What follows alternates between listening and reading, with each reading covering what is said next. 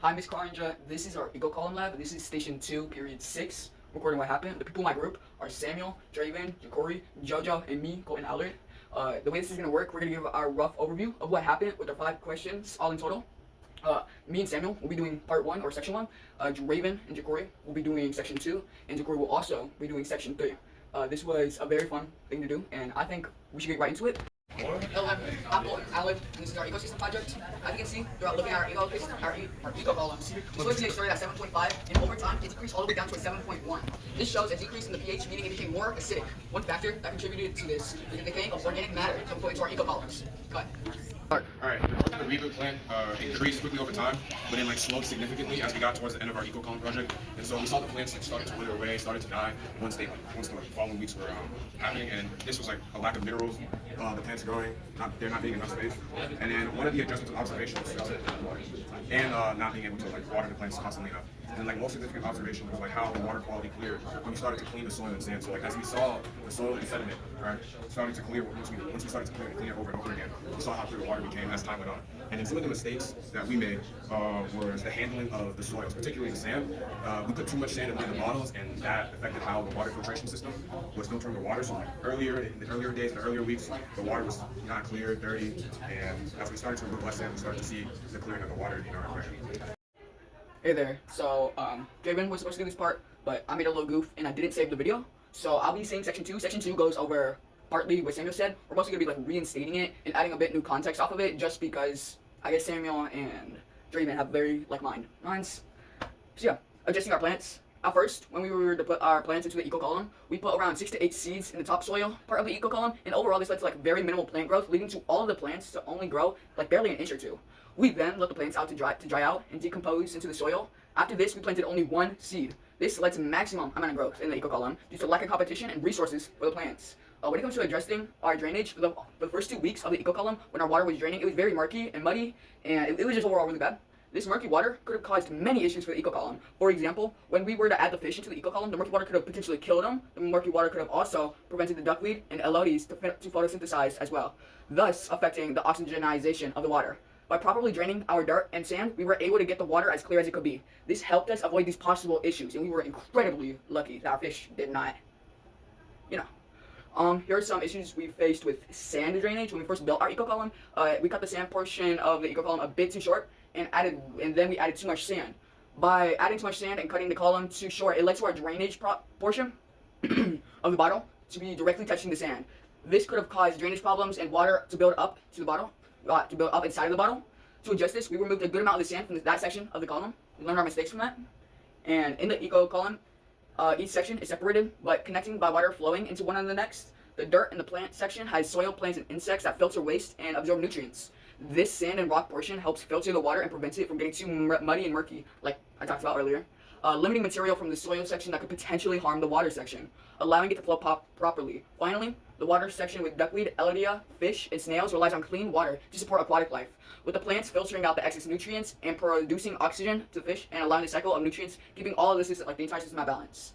Yep. Woo! Hey there, it's me again. This time, we're about to go over our graphs, all of our questions, all of the other stuff in the video that we haven't covered yet. But before we do that, I want to go over some diagrams and stuff before we get into the graph section.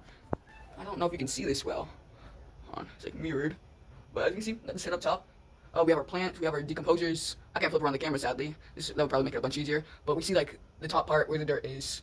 We see how when water comes in, goes down through this, through the little bottle cap area, enters the sand, which filters out all the minerals and stuff before it goes in. Before it goes in with our fish. See the little plants. Hopefully I did well. We got the sun. And yeah, let's get into our graphs now. And so here we have me, So here we have a graph of dissolved oxygen in aquatic chamber and how the weight in milligrams change over time. So first it starts off with 7.6 and okay, so here it started at 7.6 and over the weeks it went up and down. It had a very very roller coaster type of graph, and it ended off with 8.1. So it started with 7.6 and ended with 8.1. Alright, Draven, is there anything you'd like to add to that? Nope. Oh. I was talking about this too. So here we have the temperature in aquatic chamber. So it started off with a 25.5 degrees Celsius, and over time it went to 24.5. It had very big inclines and very big declines for sections in the graph. And yeah, that's that. That's that. Right, in nitrate concentration over 9 weeks, and this is nitrite. And as you see on the graph, over 3 weeks it had a steady increase, and then it had a sharp decrease into 5 weeks, and then a complete stop with 0. And then on the nitrate graph, it had a complete concentration steady increase, and it stopped around 100. It kept going really, but like, it stopped kind of like increasing. It was increasing the most during 2 to 3 or 2 to 4 weeks. All right, is that it? Yes, sir. There we go. Okay, so my first half I got the soil pH, and it doesn't like it does a big dip. This is only a scale from 6.8 to 7, so it really only stays between 7 pH the whole time. It dips a little bit, but that's like natural. It stays between 7, so that's where it's supposed to be. That's it. Our oxide, oh, I got another one. Sorry. Whoopsie. The oxygenization of the water. All right, the first 2 weeks we didn't have nothing in there, like no plants or nothing in the water, so no oxygen was being dissolved.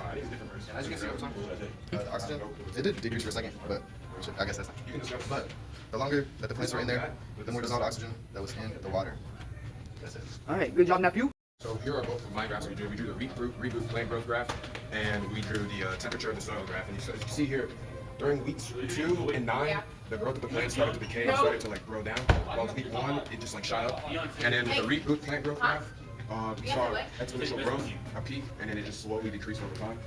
And some of the patterns I saw was the quality of how clear our water was, depending on the repetition of like cleaning our soils and sands. So like the more we cleaned it, like the more clear our water became. Our EcoColumn relates in like the real life, and like examples of like wetlands, plants, forests, and the behaviors of our organisms in the EcoColumn.